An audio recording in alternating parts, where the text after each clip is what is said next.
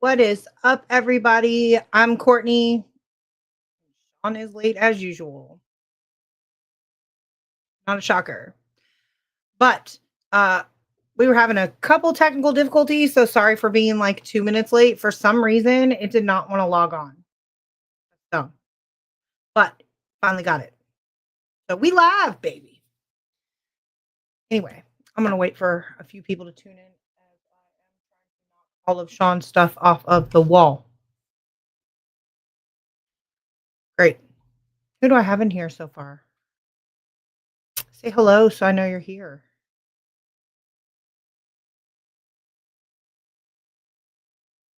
Hey, how you doing? Miss y'all. I don't know about y'all. Hey, Daryl Paulette. Shout out to Bedford Paranormal, the Spirit of Clover Hill Village, and the historic Appomattox County Jail. We're coming for you. Coming for you. We are coming. I got unfinished business at the jail. We live, baby. Yes, Robert, we live. How nice of you to join us. How nice of you to join us. Yes. So, what are we doing? Yes. We live, baby. Michelle Wilfong with the Haunted Apartment. If you guys don't follow her, YouTube at Michelle Wilfong on YouTube. We need to bring Michelle in here. Check her out. Yeah, Michelle, I'm gonna message you. Let's set up a date because I wanna talk about some stuff. Sean, why you late? Dropping a deuce. No, he was getting a protein bar. Massive. That's embarrassing. I was releasing a demon, y'all. Because when I tell him that he has 5 minutes, his 5 minutes and my 5 minutes are not the same. Brother Daryl. Yes. Hi, Mama D. Thanks for tuning in. Mother. Grandchild. He is a whole embarrassment. You ever heard the song? You dropped the bomb on me, baby. Seriously. Hey. Lord. Had to let it go. See? Always lying. Somewhere lying. Now, what person would lie about dropping a deuce? Lying and abandoning me. Okay. Had to go, man. I feel about 10 pounds lighter. Okay, well, I'm really glad. I'm really glad for you. This is great. This is a paranormal show. That's right. Don't worry, I sprayed. That's a lie. We know that's a lie. Hey, man, you gotta go. 20 different air fresheners. Man won't use none of them. All right. Bask in the ambience. Okay. Back to the show, guys. We don't have an actual specific topic tonight. Not even going to lie. What's up, Bert? Bert, my brother. Chad Dalton. What's going on? What's up, For Chad? those of you that don't know, Chad Dalton is our ufologist on Hill City Paranormal, our team. He is extremely knowledgeable in all of the alien beings and UFOs and all the things that fly around at night. Things that I am not versed on, guys. So, these things right here. So this is why I like the diversity of our team, because it's a dope picture. It's important. I keep looking at it. Bigfoot staring at a UFO. Or is Bigfoot about to get like kidnapped by it? Like he's looking up at it like, this is dope. Okay, all right. So tonight, guys, I lied. We do Who's joining us? Apparently have a specific topic. Let me bring him on in here. So we are going to bring in one of our team members, guys. He's been wanting to hop on here and talk aliens with y'all. And I'm here for it. I'm not versed in it. So, anything I can learn. But before, I'm going to send him... Mom wants to know, are crows an omen? You can talk about that for a second while I send Chad a message. You always do good with helping us when we don't have a topic. Good Lord. Great day. Why? Somebody got the cheek smack. So, Mom, I think that I know in some cultures they do believe that crows are an omen. I think possibly... maybe. I don't know. What do y'all think? My mother wants to know, do you guys think that crows are an omen? So yeah, where's Chris? That's what we want to know. Where's Chris? Bert, So let me tell you something I'll about bring him on crows another night. that I found out, a really strange fact. So crows remember people's faces and what they did to them for like up to 20 years. So like I really feel like crows are my spirit animal after reading about these crows, okay? So I found out that they can hold grudges for up to 20 years. So like if you piss off a crow or anything like that, like they're coming for you for the next 20 years. Like they do not care. They do not care. Like 0 Fs are given from a crow. I'm here for all of that. All of that. But there's a lot of different opinions on crows. Some go back and it's all across different cultures and different beliefs. Native Americans believe that they're an omen.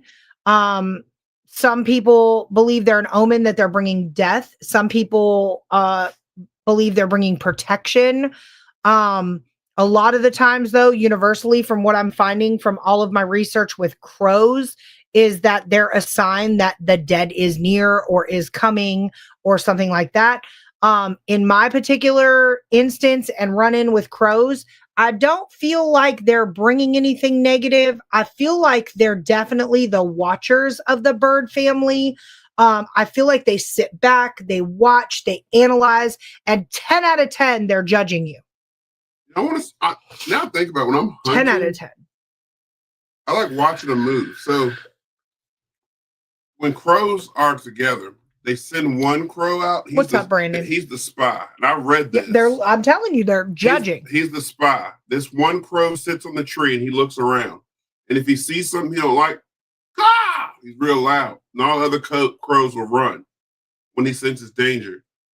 But when everything's chill, all the other crows will get on the ground, eat, whatever. They'll do what they're doing. This one crow never leaves that spot. He just kind of watches around. So when I read that, I watched this happen every time I'm hunting. I tried to put this theory to the test. I was hunting one day. These crows were getting on my nerves. So I was listening for a deer, and I hear all this. It's too noisy. So I made a loud noise. All these crows go taking off. One crow comes back, sits on the tree for a minute. He's looking around. He makes some sort of noise, and all the other crows come flying back.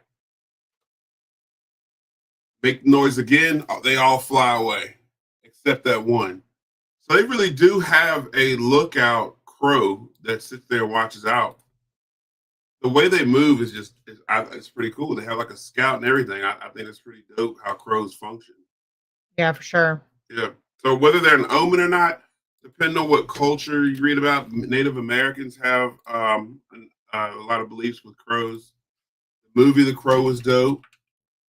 There's a lot of stuff about that there. That's a good question, Mom. A lot of people associate crows with death.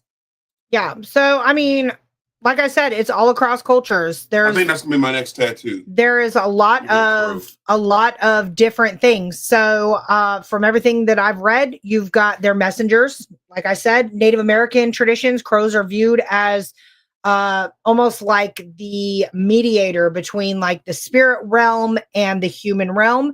They carry warnings, like Michelle said over here, maybe letting you know, hey, danger's lurking.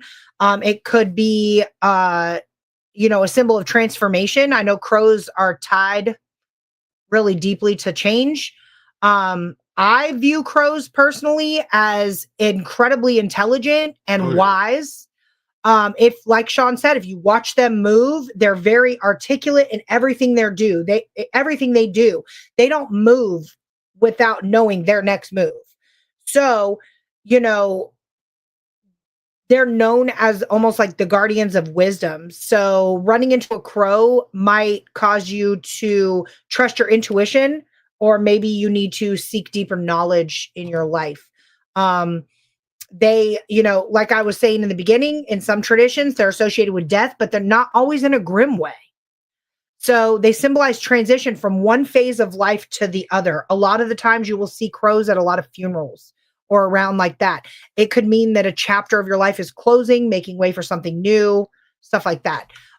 But the number one thing that I've always believed, always universally across the board, is that crows are the protectors against negative energy. Okay. They ward off negative energies or any malevolent forces. They might be a sign that you're being protected from harm or guided away from a toxic situation.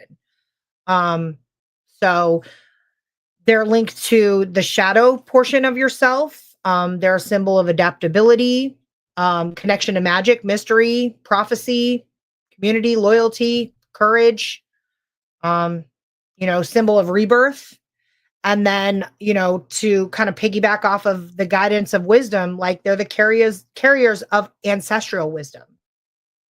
So crows are a lot of the time seen as a link to our ancestors or to the spirit world. Their appearance, frequently especially, might be a sign that your ancestors are watching over you, offering you guidance and protection from the other side. So there's a lot of different meanings behind why you are seeing a high frequency of crows. Okay. So explain why you would see a crow out of the blue and never had an interaction previously. So I kind of just touched on that. There's a variety of reasons. Variety. I don't believe they're bringing harm. They're warning me about future events. And yeah, that's kind of, what I touched on right there. Hey, Amy with Jinkies Paranormal. What's up, Amy? Crows see into your soul. Yeah, Daryl, they do. Like I said, when I read that crows hold a grudge for 20 years, I was like, they judge you. My dog. Like that is my spirit animal because that is me through and through. I don't know why. That's just me, guys. Like, I'm not one of those. That's what it was right there. So remember I called you about this earlier? So your cousin Ricky passed less than a year ago and his son passed yesterday. And mom's yard has been the visiting site of crows for a few weeks. Not sure what that means, but something is mighty peculiar. Telling you, crows are messengers, guys. They're literally like the bird version of Facebook Messenger. They are coming to let you know like something is going on. Trust your intuition. Let the spirit realm guide you. I am a huge firm believer on that. I dug and dug and dug. I've done a lot of research on like angel numbers and things like that and stuff like, why symbolism, why you're seeing crows, why you're seeing the same patterns over and over again.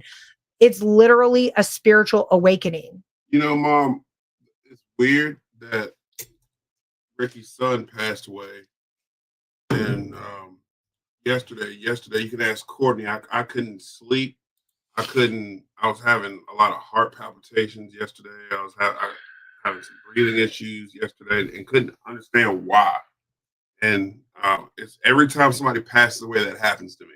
Every time somebody in our family or close to me passes away, that happens. And I don't know why. I didn't even know that Ricky's son passed away. That's very strange. Yeah, I actually called you from work today and I said, this guy that I see on Facebook, like, and I said, he oddly looks like your cousin Ricky. And you were like, cousin Ricky passed away a while ago.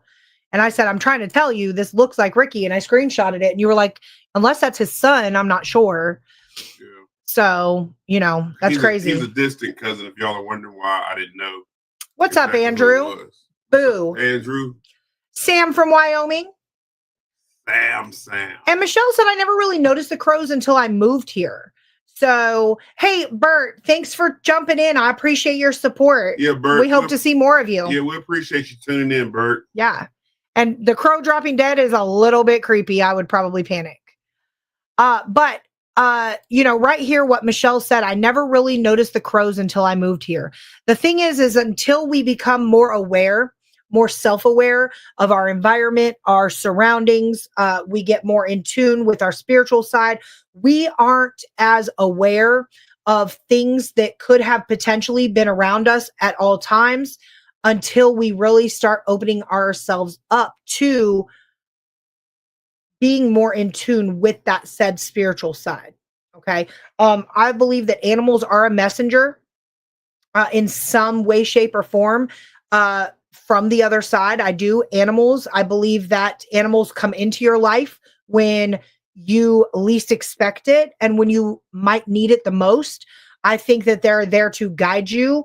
I think that they are the 100% epitome of loyalty. Like, you can't get an animal that's not loyal. Like this, like our dogs, you know, if you're have a bad day around our dogs, they're going to know it. They're going to come, they're going to put their noses on your leg. They're going to look at you with those eyes and just for that brief split moment, you feel like everything's going to be okay. Every podcast, Zuko's laying right at my feet right here.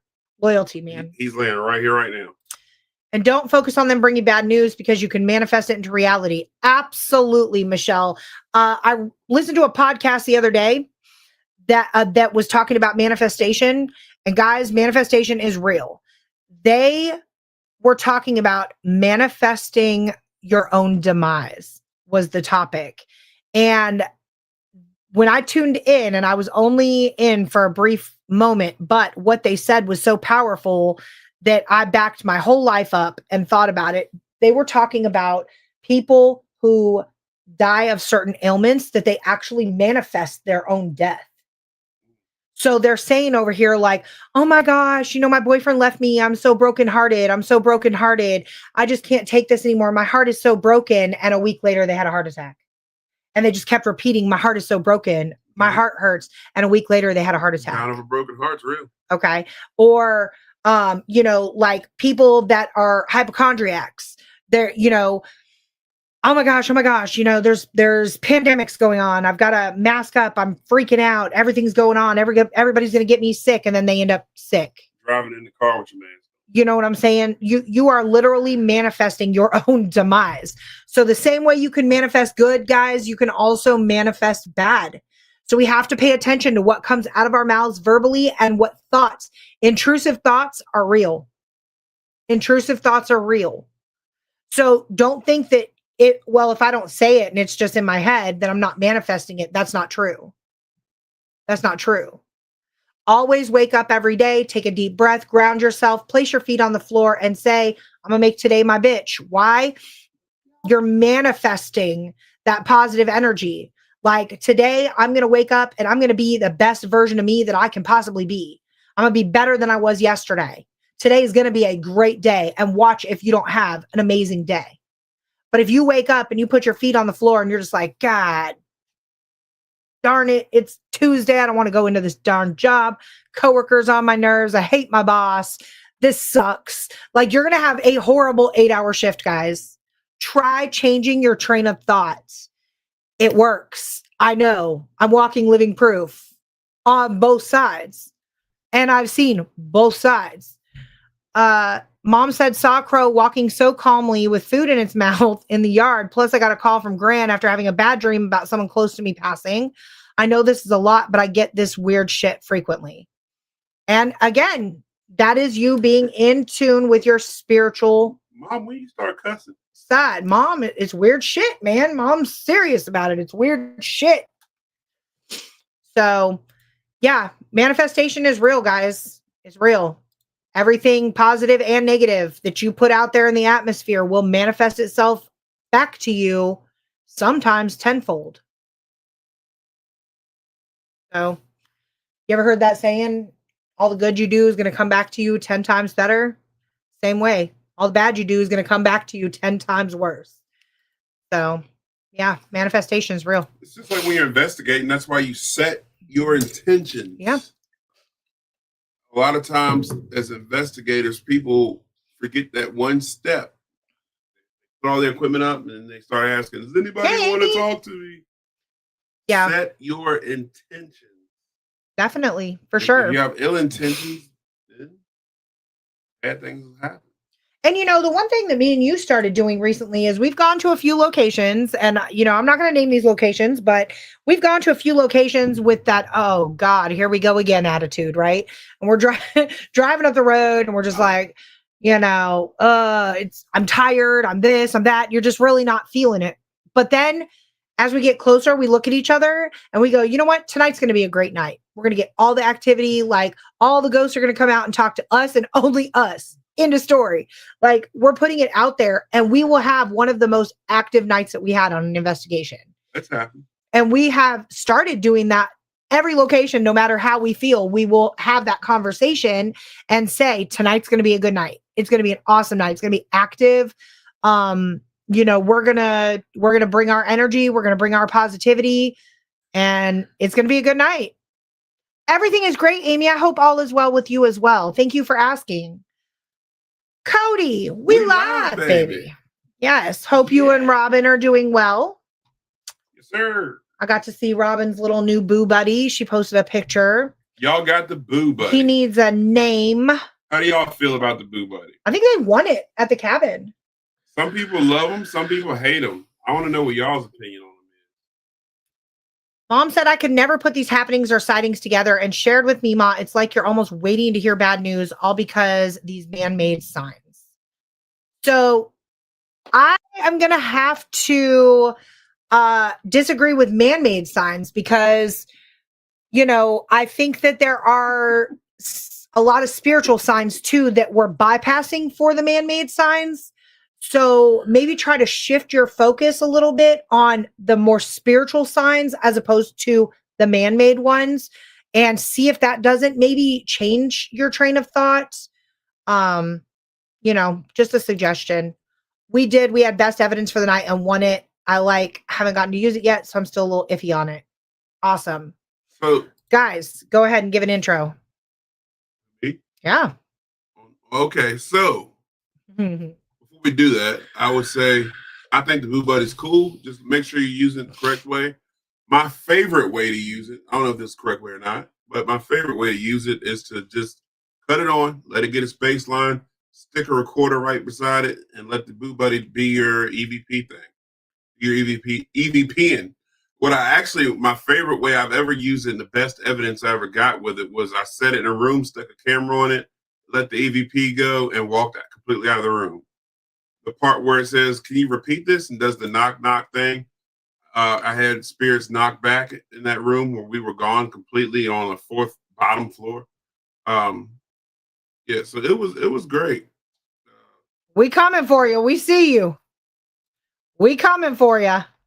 Yeah. So I will, Cody. Don't let Boo Buddy scare the hell out of you, though. I'm not lying to you right now.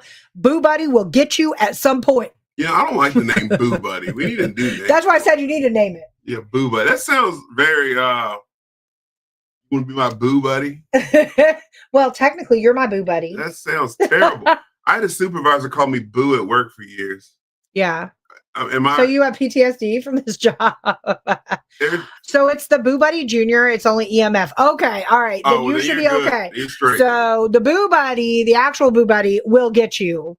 And I'll bring Boo Buddy so we can put Junior and Poppy together. Boo Buddy might be good there. So let's see what we do. Because there's a kids room there. Well, I've had the Raggedy Ann go off. So let's try with the Boo Buddies. All right, Cody, you're on. Remind me before Sandusky to bring Boo. What's up, Lois Clark? Yes, but without further ado, we got a buddy of mine from high school that I didn't even know was in the paranormal. I've partied with Chad back in the day. We did karaoke back together. And party. Me and Chad known each other for years. And we came together and he's like, hey, man, let's do this paranormal thing. He's one of the OG members of Hill City Paranormal. We got Mr. Chad Dalton. What's up, Chad? Hey, guys. Sorry, I had to go jump in the truck. It was a little crazy in the house. Oh, Lord. Abandoning ship. Chad, you can say that. We go way back, though, Chad. Yeah, we go back. Many years. Many years. That just means we're both old. Yeah, I was going to say, y'all both just told your age on live. Y'all might have to forgive me. Had to take a little bit to get on and that's all right. My volume's still a little funny, so you might have I might be a little hard to hear, but we can hear you loud and clear.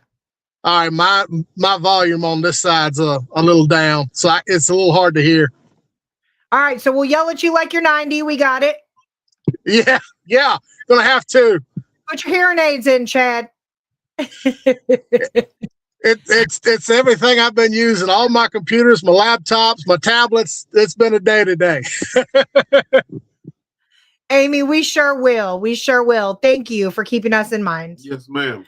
So guys, as I said, for those of you that are just tuning in, Chad is he is a member of Hill City Paranormal, and he is has a unique flair that he adds to our team, so to speak. So he's not just a paranormal investigator, guys. He is a ufologist. That is his primary sole title with Hill City Paranormal. He came to us and he said, look, I can tell you everything there is to know about what's in the sky, but I want to know more with what's down here too. So he's now incorporating the two. But Chad, tell us a little bit about you and how you got started being a ufologist. Years ago as a child, I was probably about 12 at the time, and I picked up a book called Unidentified Flying Objects. It was just like, that's unique, just a short, like 20, 25 page book. And I just got into it, and I started reading about Roswell and just the different UFO sightings in the Betty and Barney Hill case. And I just got hooked on it. I started watching videos. I just started watching all the documentaries I could watch. My youngest brother could tell you that that's pretty much all I did when we were kids. That's all I'd watch. And my mother is, even though she doesn't like to talk about it much, she has had 2 sightings in her life. One of them was with my grandmother when I was about 8, and the other one was when I was about 14 or 15, and she had another sighting, and I was actually at home at the time when she had called for me, but before I could even get in the room, she said it was gone, and ever since then it's just been like a hobby of mine, and I've thoroughly enjoyed being able to do what I do.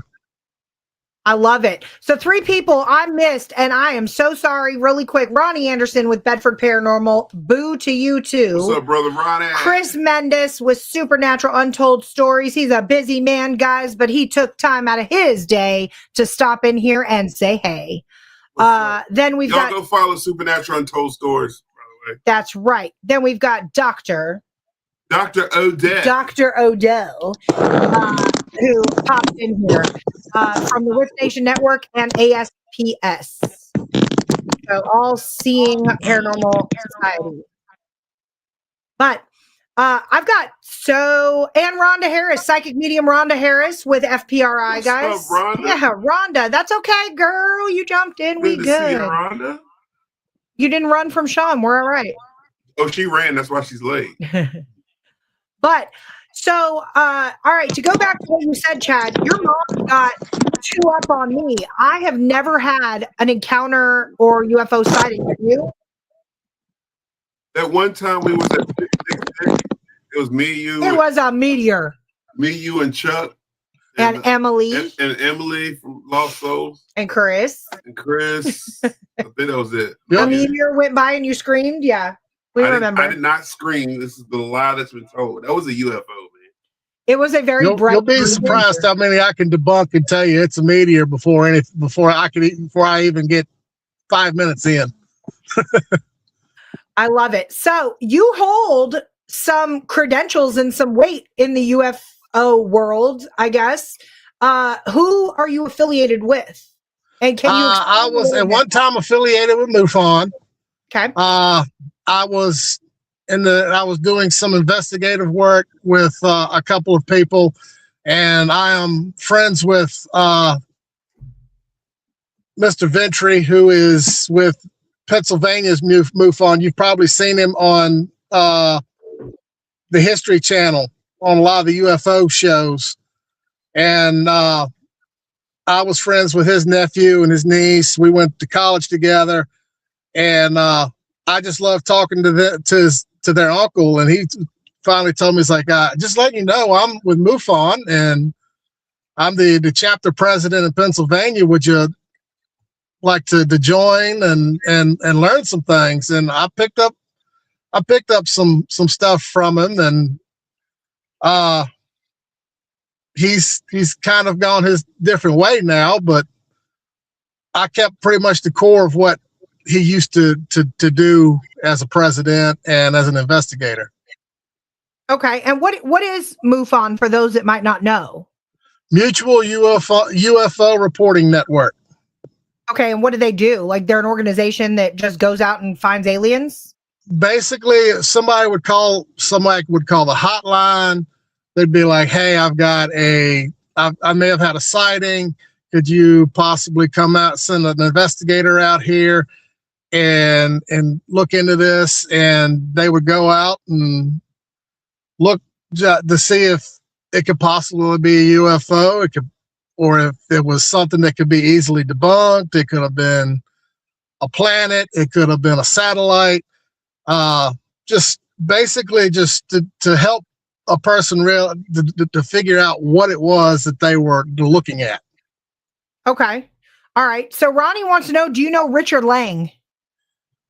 Yes, I do. I'm not familiar with it. I've heard the name. I've seen the face. I just haven't really had a conversation with the individual, but I do know who he is. Howie said civilian blue book. Does that mean anything? Civilian blue book? Yeah, you can say that. Gotcha. I've heard MUFON get called that several times. So, out of 10 investigations that you might be called to, how many are actually founded? Surprisingly, 2 out of 10. Really? Yes. And what kind of equipment do you take with you to detect, say, a sighting or a UFO? Or I have electromagnetic sensor that I just recently bought. It detects disruption in the electromagnetic field. I also use a lot of astrophotography. Like, I'll go to say if I have someplace in forest and they're telling me, hey, I'm seeing UFOs, I'll go out into a field or go near their home. I'll set up cameras at night and just watch the stars. Okay. And basically, I've got 2 cameras that'll run for about 4 to 6 hours, and they'll pull up on my cell phone, and I can sit there and record everything, see what's coming. There's other equipment out there that's super expensive. It's DAP cameras. I have a DAP camera that sets you back about $4,000. And it tells you, it'll tell you exactly what star you're seeing. It'll tell you what's in the air flying right now. But if you're on a budget, the best thing you could do is the Flyer app. Okay. I can't think of the name of it right now. I've got it on my phone, but it basically tells you what planes are currently in the air, the area. And I have that for my drone. To find it. Okay. Yeah, I've got it for my drone. Gotcha.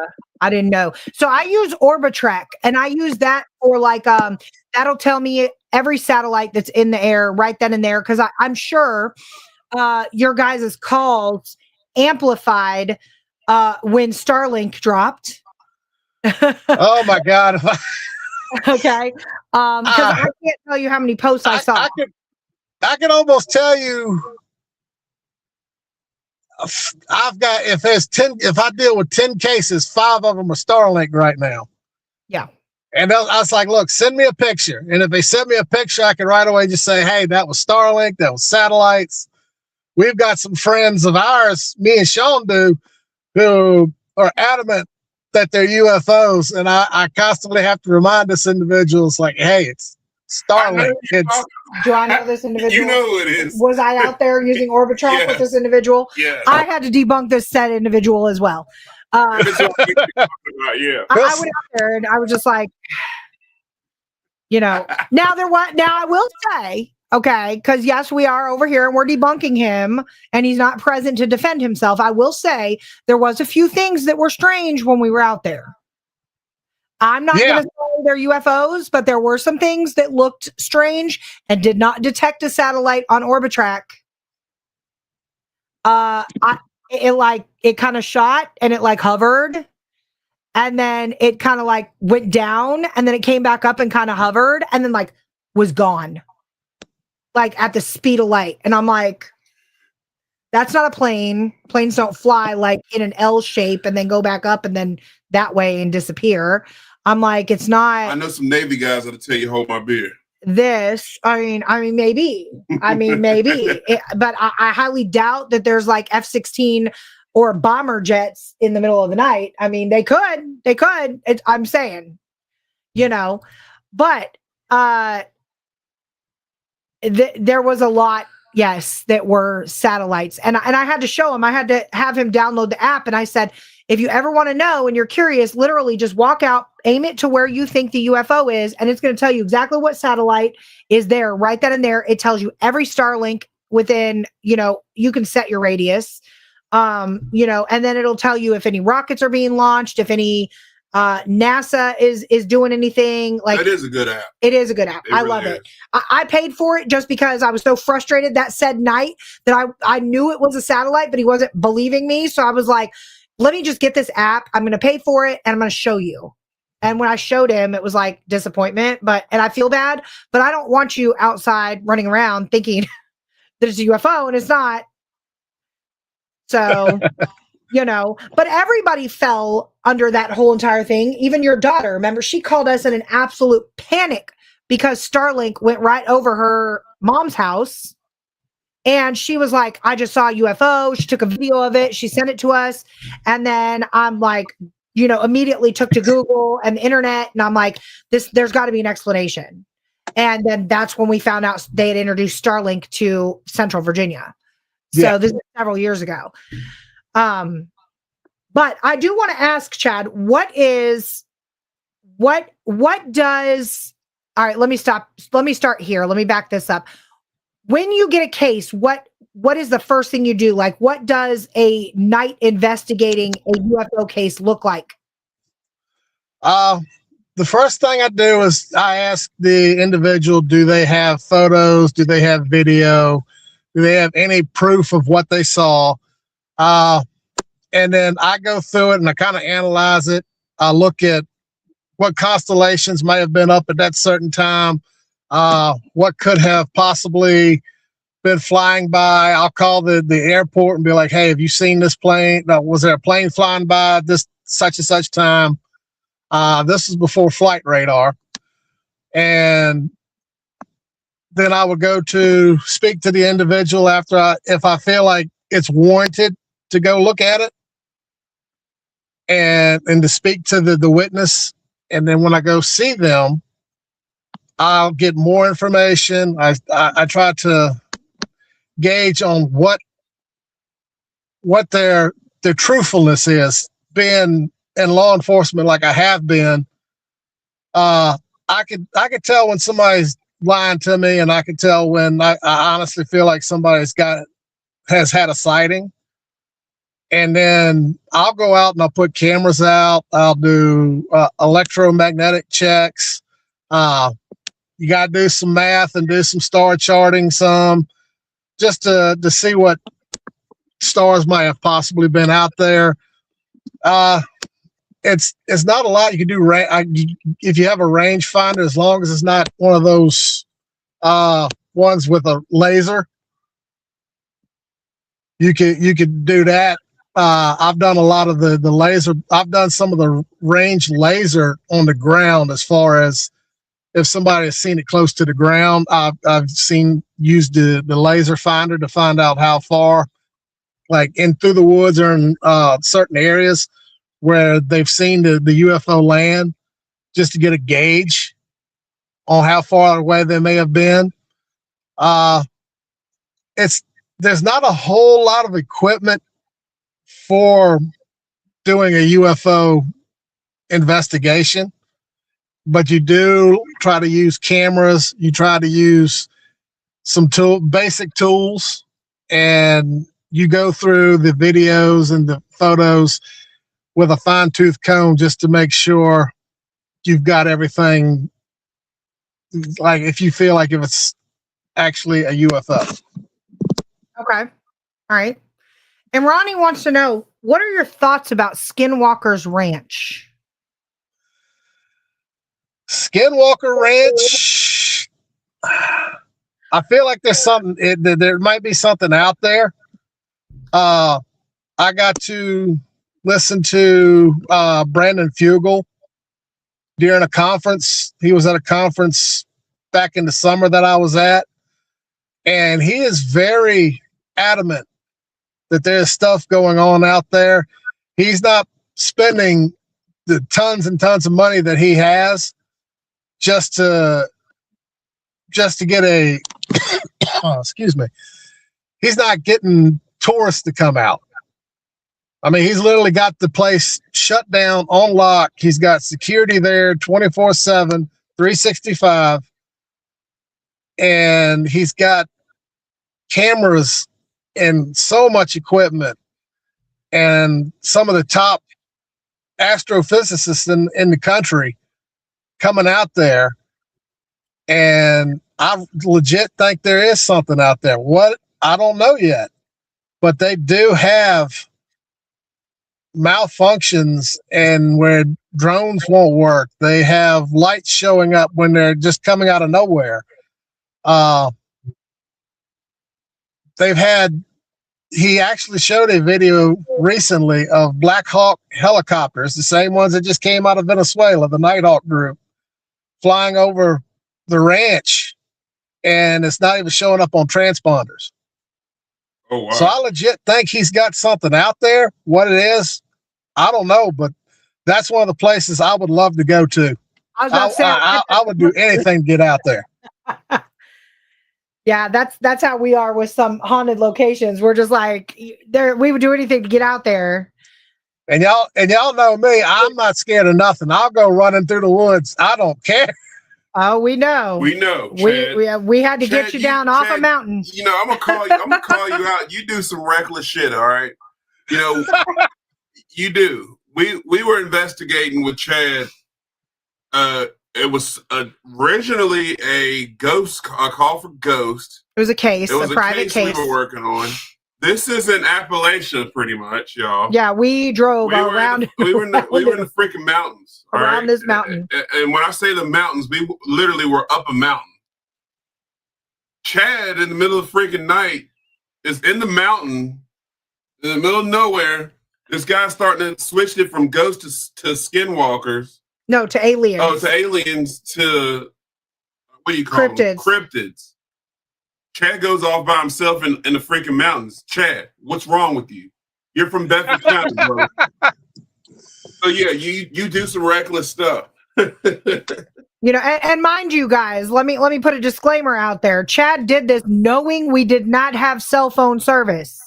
We had no service where we were at. And I'm like, how am I going to get Chad? I don't even know where Chad's going right now. Like, we don't know. And Chad was gone for a minute.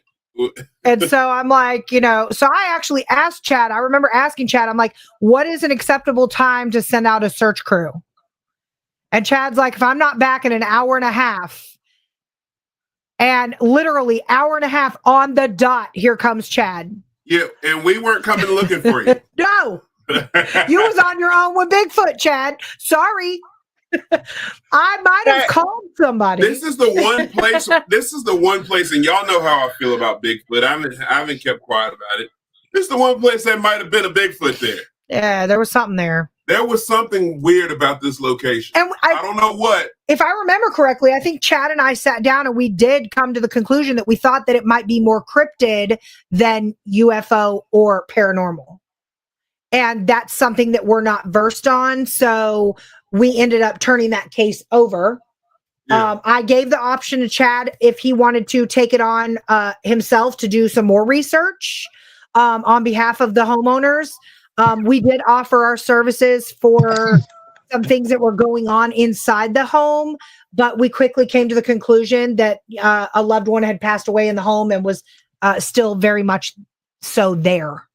But this was something. Where did Mom come from? Sasquatch Mom, lives. this is the one place I do believe there could have been Sasquatch there. If there was a Sasquatch, this was the place where it could have been. This thing was leaving gifts and skulls and bullets on the hood of the car. Yeah, there's all kind of crazy shit was going on here. I don't know. And this guy was elderly, so like I don't think that he was making this up, guys. Like it was. Well, you could tell by his face. Yeah, I don't think he was lying.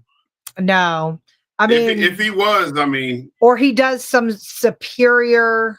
His grade of marijuana would have the hood boys flocking to him. Yeah, I'm not sure. It could have been Faye. It could. I'm not sure what it was, Amy, but it was something. Who was Faye?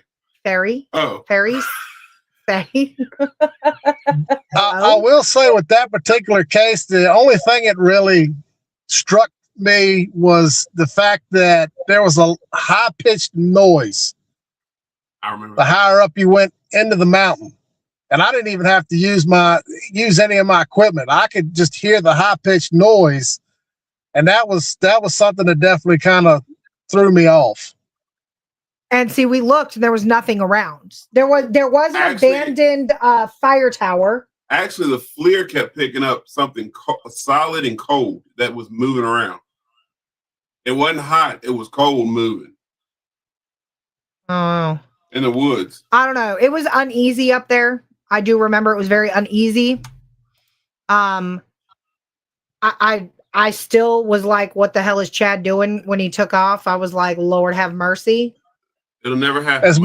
As many years as I've been in law enforcement and corrections and just being a country boy, Sean will tell you, it don't bother me no more. Sasquatch walked up to me now, I'd be like, what's up? And y'all just be having a picnic. Yeah. So I got to know two things. Well, one thing before I ask you another question.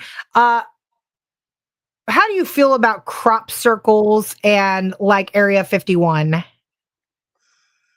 I think Area 51 is overhyped. I think something was out there at one time, but because there's been so much media and so much going on about it, that now I feel like it's just they just test planes out there anymore. If they've got something out there, they're not going to let us know it. And 9 times out of 10 anymore, they're going to put them on bases that we don't know about or we know very little. Like right now, I believe it's China Lake out in California, and there's another area out in Idaho that the military own, and they made darn sure that it is secure.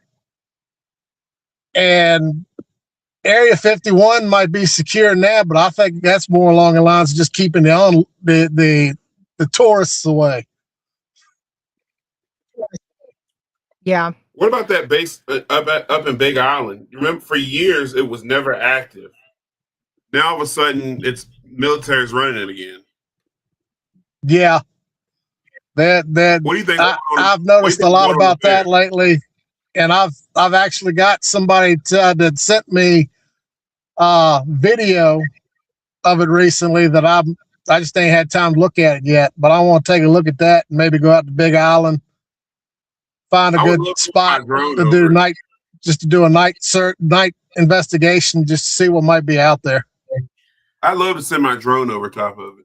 Guys, I want to take a second and shout out Sin Schrader Hill. A lot of our shows lately have kind of drawn back to a lot of the material. Sin Schrader Hill is an author, guys. We had her on our show last year. I purchased her book.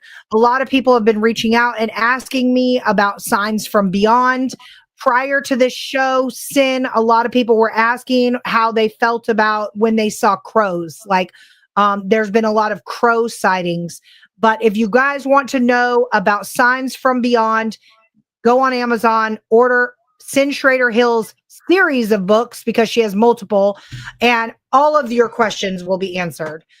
She has actual accounts from people who had, near-death experiences or, signs, direct signs from the afterlife. So definitely go check her out, guys. Author Sin Schrader Hill. Great book. Okay. Hey, we're ready. Shoot me an inbox. I'm working on my 2026 calendar now. We'll get you back. Give us some dates, Sin. We'd love to have you back. So, Chad, we got about 10 minutes left, but I got to ask you the number one question. What is the craziest investigation that you've been on, and what evidence did you capture out of that investigation? The craziest was probably in Waynesboro about 8 years ago now. We had that earthquake that few years before that Waynesboro felt quite a bit. And ever since then, there's been a whole lot of activity out there. Activity that I never thought I'd ever see. Like and what? the legit videos and photos and stuff that I've seen is phenomenal. I have seen orbs in the sky that go from orange to blue to yellow back to red. I've seen cigar shaped. I have seen the Tic Tacs. The Tic Tac UFOs that I have seen have been crazy. Is that Waynesboro here in Virginia? Yes. Okay. And I've had a incident recently, about this time last year, and this was here in Lynchburg. I saw several osprey out in the distance at night. And if you don't know what an osprey is, it's some of the planes that look like helicopters. They take off up and down. And I had several people call me up and said, hey, they're chasing something. And I got in the truck and I hauled tail over to the airport. A buddy of mine was working over there. He let me sit there. And they were legitimately following a red light going all the way out to Bedford. And then they shifted and were coming back and looked like they were chasing it. And then it was gone. The red light was gone. And they flew probably back to Langley. Wow. Interesting. So all right. So Ronnie said Jake Fife did a big story on the Waynesboro stuff.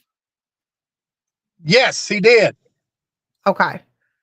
And they did the same thing that I was doing. A lot of what they were doing, they found pretty much the same thing. I mean, we had so many people investigating the Waynesboro area for a while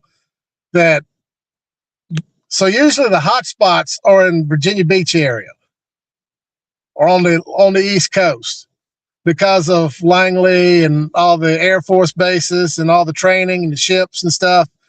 You'll see a lot of it out that direction. But for some reason, for the last couple of years, Waynesboro has become a bigger hotspot.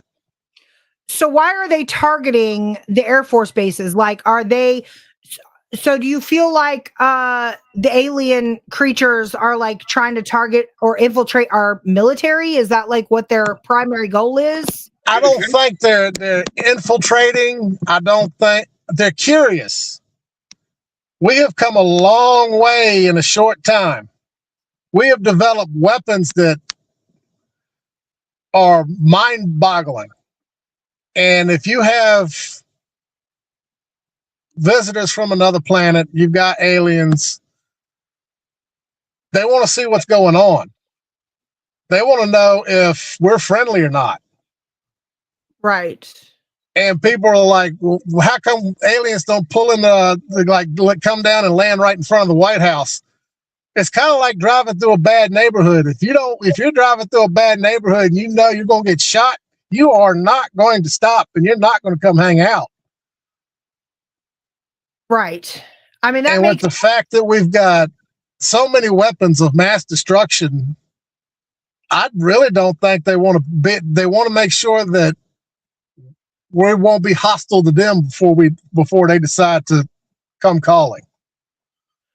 because every Hollywood movie depicts aliens and UFOs to be these, creatures from another planet that are coming here to steal all of our weapons, and pretty much take over our world and blow it up. And it's this big, like, horrible scene on every movie I see. But the way you're describing it is that they're more just like, who are these people? What are they doing over here? I mean, with all of our radio waves, I'm sure Earth is giving off. I'm sure they're kind of like going, what the hell is this place? And it's all just purely curiosity. It's kind of like us as UFO investigators. We're investigating them and checking them out, and they're checking us out. But they don't want to come down here. They don't. Best way I can say this is there's trepidation. Okay. That if they came down here, would they immediately start shooting or trying to destroy them? Yeah. If they watched our news, I wouldn't blame them if they came to here. Right. Right. So Chuck had asked, so the red light that these osprey were following, could it have been like a laser pointer? Somebody messing around? A laser pointer can be seen in the air with the aircraft itself. Now, if it was a high-powered laser, possibly.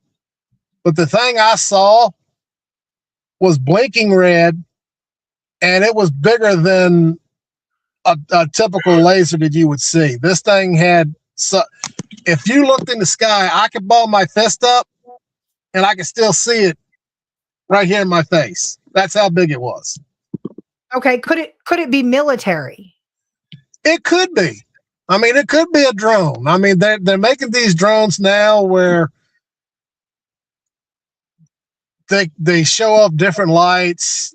There was this whole drone scare in New Jersey last year where they saw blinking drones flying everywhere. It could be a drone, but then it might not be a drone. And that's what we try to figure out. And then again, why would the osprey be chasing their own drone? Right. I mean, it could be a military exercise. It could be. Yeah. But why were they, the way they were flying and the way they had lights off and the way their transponders weren't running kind of threw some red flags up. Yeah. How would the alien know exactly where the danger zones are? If they've got the right technology, they know everywhere is not safe. Okay. And then, I mean, we created the atomic bomb. We've got a nuclear weapon. We've harnessed the atom, but I mean, that's scary enough as it is. Right. Well, I mean, I read a whole entire thing and went down a rabbit hole on the God transponder. I don't know if you're versed on that, but apparently in 2012, the military created they called it the God transponder. And I'm not versed enough to speak on it, guys. You're just going to have to do your Google research.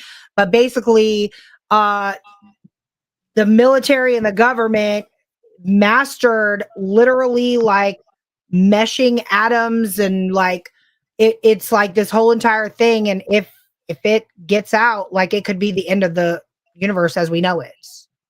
And so that's where the movie 2012 came from.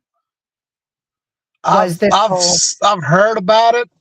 I've read into it a little bit, but I'm not as versed into that one. I do know CERN is a concern. Right. So all wrapped up in one. So CERN, the God transponder, that whole thing was like the basis for the 2012 movie and the like destruction of Earth. Yeah. You know what I'm saying? So, I mean, I do believe I will agree with you on that. I think that aliens have always been known as the intelligent life force, right? 1A, they stay clear of this bullshit here, so they got to be smarter than us. At 2B, they're over here watching us self-destruct. And 3C, they're watching all the moves that we make.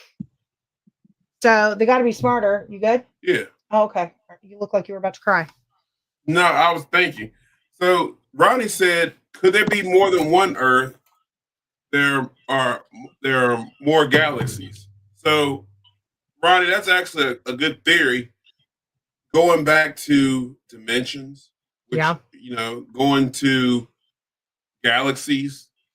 What if their technology, with all the technology we have, you got to think in 1980, if you had told my dad before he had me, hey son, if you had told him that we had watches where we could talk to each other on and that were digital and that we could check our email from our watch. The Jetsons told us that. He would have thought that's just foolishness. If you could go back in time and look at the technology we have today, everybody would think we were crazy. Exactly, Mom. So, you got cars that drive themselves. We got our vehicle that we have out here. I could literally take my hands off the wheel and the car will not run off the road. The steering wheel will drive itself and correct itself and keep itself within the line. Look at our technology you have here. What if there's another galaxy that has way more advanced technology than this that can come here and go as it pleases? The military has suits that are invisible to the naked eye. Well, a Tesla, you can go into sleep mode. You tell the Tesla you're going to sleep. You take a whole-on nap, like curl up, get a blankie and a pillow, and the Tesla will get you to whatever your destination is safely. So with the amount of technology, what if there's another Earth that can figure out how to get past all them light years and get over here and check us out, and they have the technology to get out of Dodge before we can catch them? Good Lord. That's all I can say. And we could never fight technology that way. We don't have it. Well, going back to that whole CERN thing that I was talking about in the God transponder, around that time is when those people were showing up. There were two people. They showed up at airports to board a plane, and I cannot remember their names, but they showed up. They had their passport and everything to go to a country that didn't exist. They had the stamp. They had identification from this country. They had their luggage. They were there. They put the one was a woman and one was a man. They put her in a room because, they notified the authorities and they were like, this woman is trying to go to this said location that was somewhere in Europe that never existed to our knowledge in our lifetime. And they put her in this room to question her, like, where are you going? Where'd you come from? Like, we've never even heard of this place. There was an actual passport stamp. They interrogated her for quite a bit of time. They stepped out to go get, her some water. When they came back, she was gone. She was spotted like a couple days later on the street. And then she was gone when they tried to apprehend her.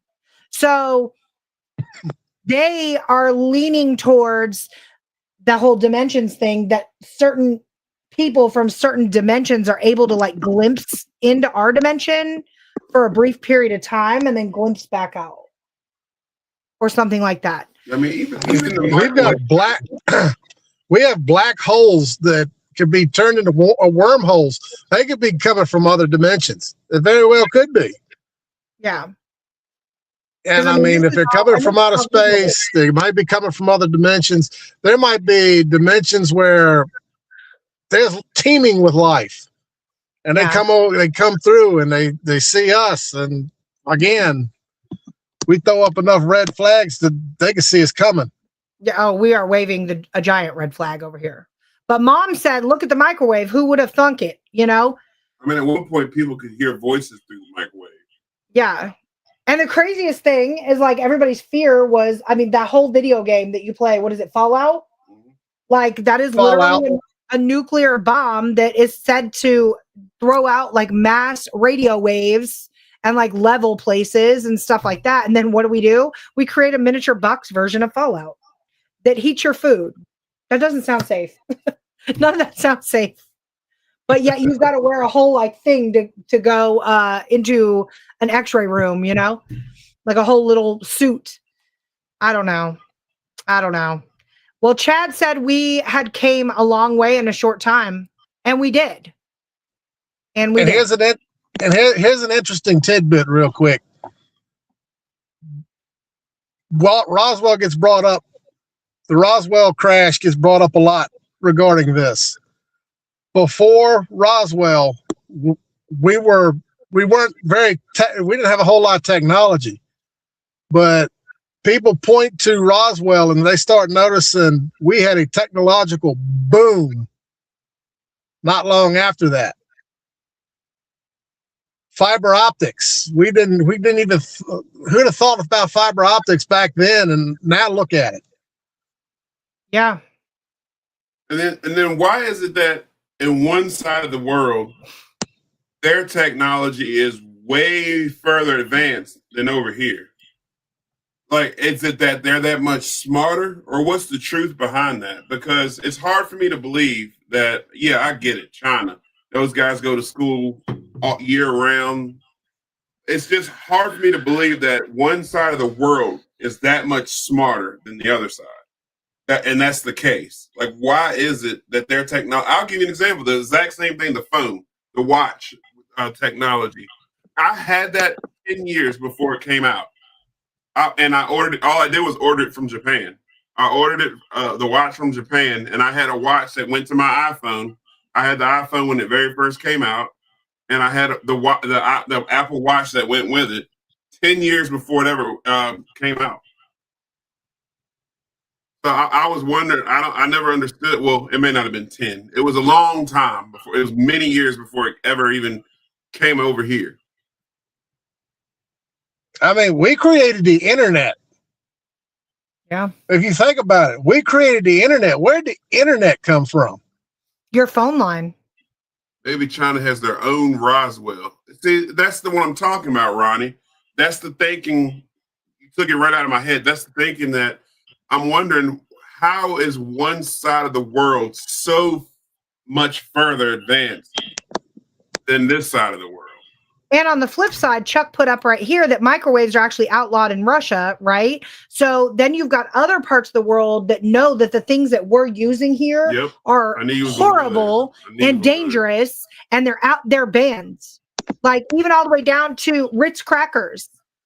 Like, you cannot, in Europe, do not even think about asking for a Ritz cracker. You can't buy them. They're banned in Europe. A Ritz cracker. So, I mean, there's certain parts of the world, like you said, are light years ahead of us, and certain parts of the world that know that we are literally here in the United States self-destructing. So why can't we get on board here? I mean, we're making some of the most destructive weapons in the world right now. And there are other countries who are blowing us away in technology, like AI. Yeah, AI is great.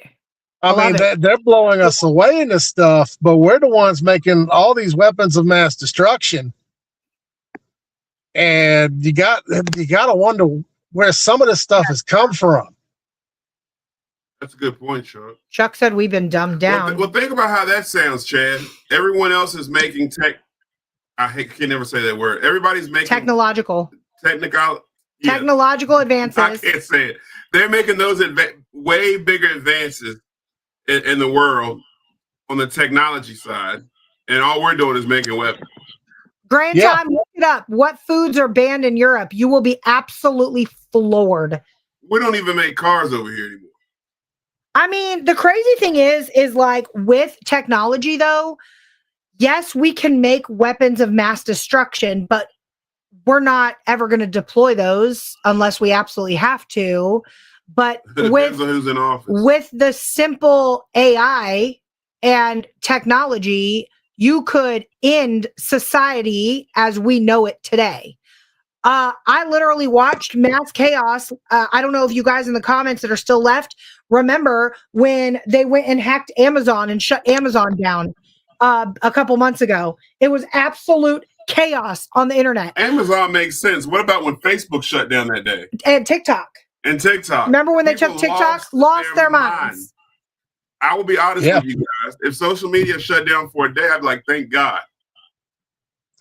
Ronnie said they are making weapons and our dumbasses are making TikTok videos. Different culture in China. No, we're making China the owns weapons. TikTok. China owns TikTok. China's making TikTok videos too to Sean Elliott Jr.'s music. Yeah.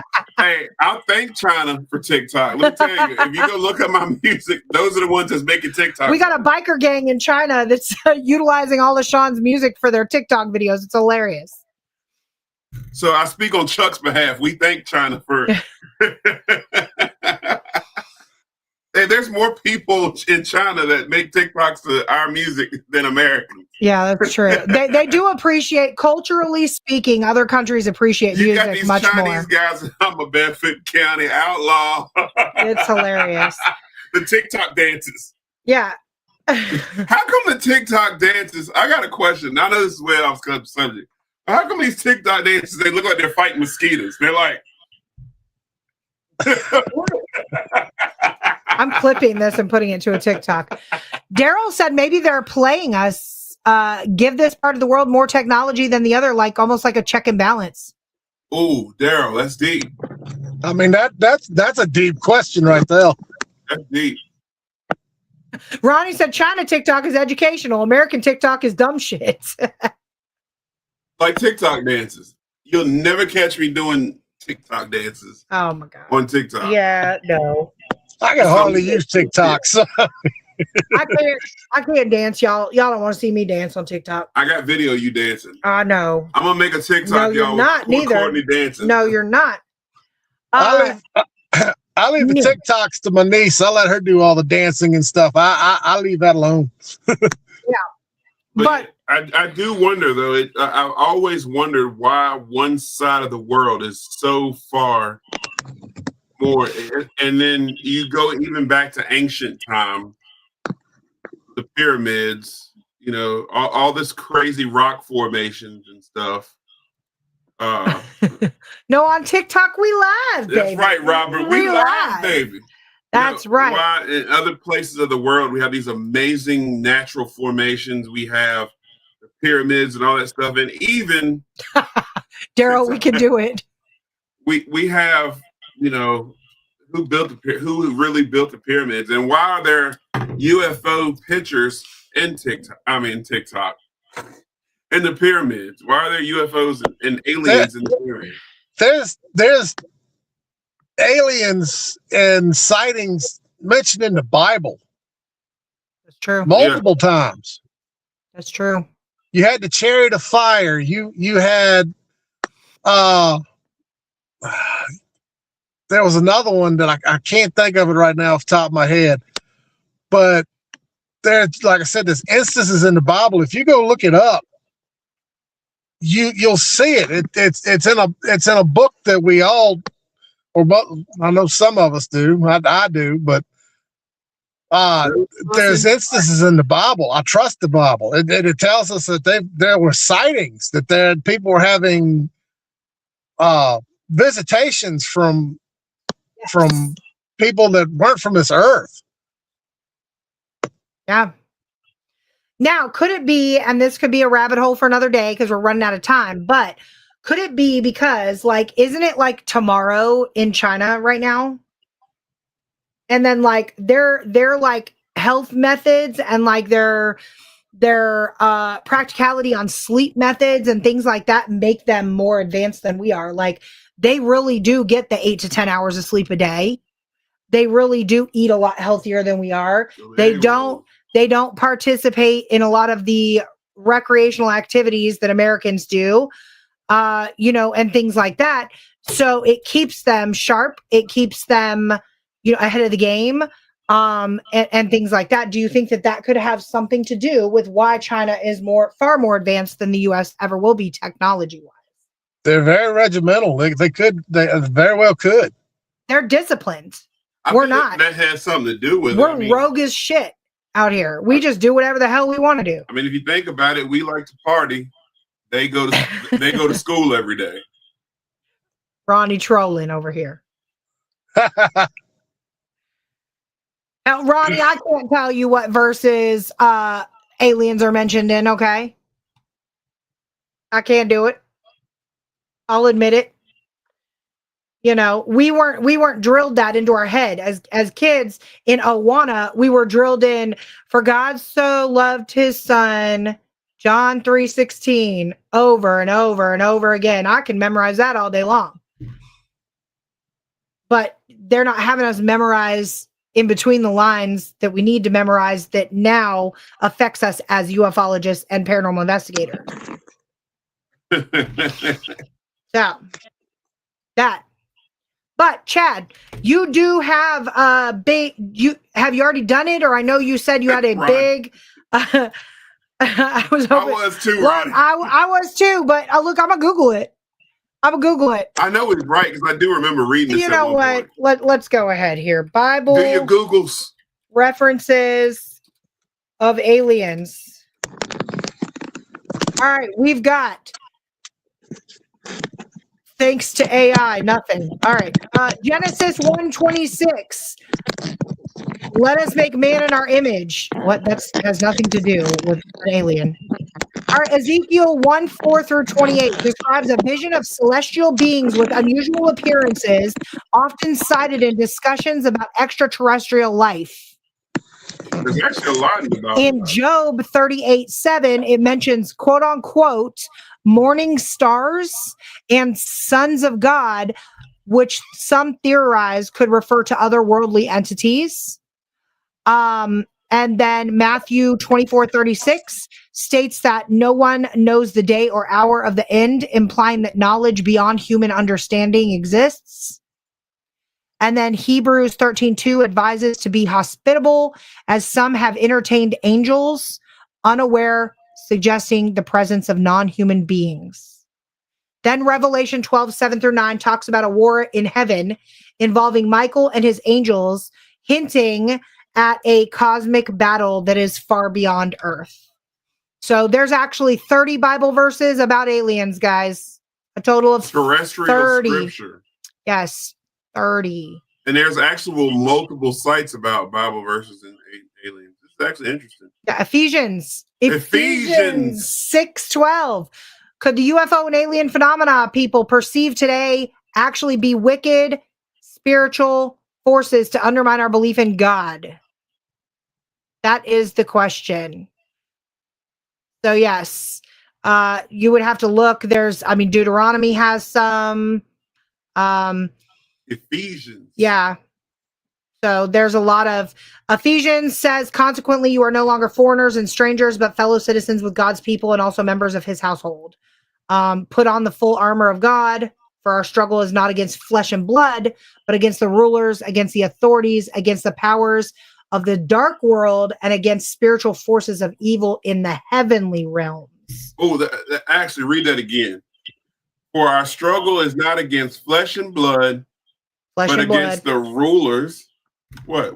Go ahead. Oh, but against the rulers, against the authorities, against the powers of this dark world, and against the spiritual forces of evil in the heavenly realms. Now, the reason why I read that twice is, and I might even screenshot that, because in the Bible and amongst Christians and everything I was ever taught, there's only heaven and hell. Nobody's ever said anything about spiritual forces of evil in the heavenly realms. Now, maybe I need a pastor to talk more about that. I've never even seen this passage before. Ephesians 6:11-13. Spiritual forces. Chad, what do you think that means? Spiritual forces of evil in the heavenly realms. Chad, what do y'all think that means?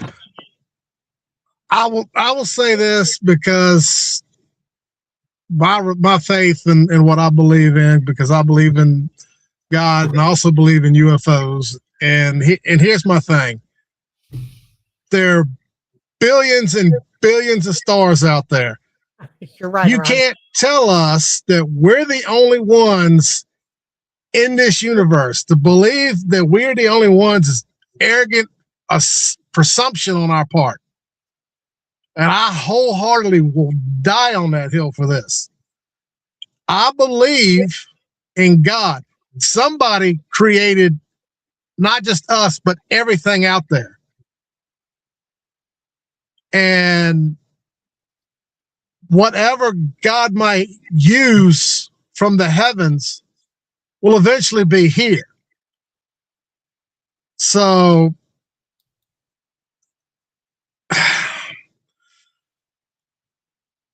maybe there's something or some civilization out there who's going to be, they could come back. They'd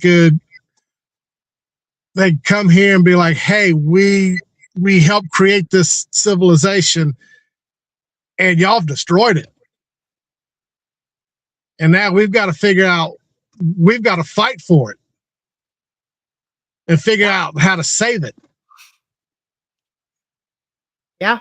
I mean, well, there's some the quote heavenly realms, evil in the heavenly realms. Heaven supposed to be up, right? Yeah. So the heavenly realm would be, and there's supposed to be no evil in heaven. They say when you go to heaven, you at this point you don't know evil, right? What evil is lurking in a heavenly realm? Realm means area. And is, Ronnie, and is. So could that be talking about aliens? Some people say that the demonic side of things, yes, I use the D word that I hate, but the demonic spirits that we're talking to could be the alien forces out there. And I'm not saying that's my theory, but when it comes to paranormal, you can't rule any theory out, even if you don't believe in it. And I know a lot of people say, well, if you don't believe in it, then you have to rule it out. That's not necessarily true because we don't know for sure. But you can't eliminate that. And when somebody said that to me, I never thought when I would go investigate that I was dealing with extraterrestrial. I always separated the two until somebody threw that theory out there and said, well, the evil that you're dealing with, that's aliens, right? And I'm like, that's stupid. And then I got to thinking, well, what if it is? We don't know. And then fast forward, I'm reading a passage that says evil in the heavenly realms. Well, I was always taught that there is no evil in heaven. So what does that mean? Well, to throw a little wedge in there, Native Americans believe that when you pass on, like when you leave your earthbound body, and this is some Native American tribes, not all, but got to clear that up. Yeah, sorry. Some Native American tribes believe that your soul leaves, and that's where stars come from. That you are literally burst up. I think you told me probably you're burst up to heaven. And the most famous constellation about that is the Seven Sisters. So if you go and you look up, it was, seven sisters that were cast to the heavens and then stuck there as stars. Stuff. So then you get down to the science of things. They're balls of gas that are up in the air, and eventually in a million years from now, not in my lifetime, not in your lifetime, they're going to dissipate, blow up, explode, self-destruct, whatever. I don't know. I don't know. Planet already do that? I think burn so. Out or something? But they keep discovering more and more and more planets. Uranus exploded? You know what I mean? Seriously? It's about to. No. Seriously? No, that's not considered a planet no more. I think it's Pluto. Doesn't Pluto? Exist one anymore. of these planets didn't they burn out or something? It's now Planet X. I believe we just had a satellite get as close to Neptune as it possibly could, and all you see is frozen landscape. Bam. Well, when I went to school, guys, they literally sat there. I remember like it was yesterday being in elementary school, and they said that the government was actually working on Mars and was able to sustain life force on Mars, that they had gone up there, put like a globe bubble over some plants or whatever, and that the plants were actually sustaining life force in that soil. And they said they found evidence of water. And they found water. They drilled in, they found water. The temperature was okay as long as you had like a greenhouse effect on Mars, you were okay. From water. So they came to the conclusion and mind you guys, I'm telling my age right now, I was in elementary school. Mandela effect. Okay. Elementary school. They told there us. Are some people, We can. There are some people out there who actually believe Mars was actually Eden. Eden? And they've got the proof. I mean, but do I think it was Mars Eden? No, I don't. But I mean, could it have been? Possibly. You know what, You got to Ronnie? keep an open mind with anything anymore. You know, Ronnie just put a question in, and we're going to make this our last question before we wrap it up. What are all the lights on the back side of the moon? I don't have my phone in here, but if you go look at my moon pictures, my moon is not just a round ball. There's like these bright lights inside the moon. Some of that could be attributed to garbage, satellite debris, stuff that burned up or was destroyed in space. Some of it could be, so China's currently on the backside of the moon. They've got a rover now. So you can, that could be something that's coming from them. We're always checking the moon out. So there could be, like I said, space debris. It could be satellites. It could be a number of things. Chuck said Pink Floyd. Yes, the dark side of the moon. That's crazy. Yeah, I don't know. I think that in conclusion, guys, I think that there's stuff out here that we are not meant to see. And then we reel in people like Chad to do our dirty work to get us the answers that we would like to know. And I do know that you do have like a big case coming up, or a case that you're going to go work on here soon, right? Yes. I'll be going to Virginia Beach. Okay. You want to tell us a little bit about that before you go? Can you? I don't know. There's been reports of some triangles and groups of lights being seen that aren't Starlink. They're in different patterns and different shapes.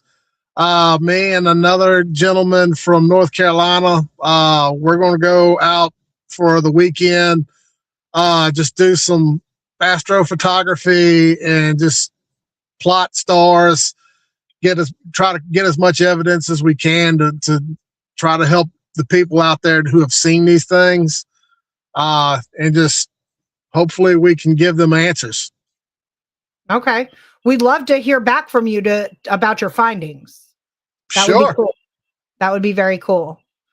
All right. Well, are you just Chad Dalton on Facebook? Like, if somebody has a UFO sighting, how do they reach out to you? Should they come to Reveal City Paranormal? Should they go straight to you? Who should they go to? They can come to y'all right now. We're in the middle of actually making a website and making a name, a group name for the 2 or 3 individuals that are coming to me and wanting to get involved. And if anybody's interested, they can send me an email through my regular email. It's chad.dalton80@gmail.com. You could just put it out there. We'd love to show people what we do and show them how we investigate. And if they're interested, we're always looking for more people. I mean, MUFON was great, but it's a lot of back and forth and a lot of infighting, I guess. So I kind of just I walk away from that because I'm more of a scientific person. I don't want to fight. I just want to see what's out there. Right. So, I mean, if anybody's interested, they can email me. They can get with y'all. Like I said, I'm trying to get a website and a working group email for our group. And once I get that out there, I'm glad to come back on and share anything that we might have. That would be awesome. Chuck, I know, has told you this in person, and he said that he's seen UFOs from his house several times. Hey, if he wants me to come out there and take a look, I don't mind going out there for a night or two. Maybe we need a team UFO date. It'd be a good nap for me, y'all. Yeah, I don't know if I can hang with you. Dark and cold, I'm going to sleep. All right. Well, Chad, thank you for hopping on. I know you're a busy guy. Thanks, Ronnie. Well, thank y'all for having me. Yeah, absolutely. And thank you everybody for tuning in. And I do want to throw out there really quick, guys. I know a lot of people have been seeing on our social medias, there is a new branch off entity of Hill City Paranormal. Hill City After Dark LLC was recently formed. That is our paranormal hub for all things paranormal, from event planning to media and well, I'm missing event planning, media, talent representation, ghost hunts, and all things after dark. So, if anybody's interested or has any questions, feel free to reach out to us. All of our social medias will still stay the same. I can't talk. So it'll still be the @Hill City Ghosts because that's always been plural. But we do have an actual Hill City After Dark Paranormal Hub. So maybe your new group can become a part of that Paranormal Hub. That would be cool. So yeah. And Chuck said, hell yeah, man. Come on out and chase his aliens out there. Will do. Guys, as usual, thanks for tuning in. We appreciate you from the bottom of my heart. We love y'all. We can't do this without you. I'm Courtney. I'm Sean. And we'll see you on the other side. On the other side.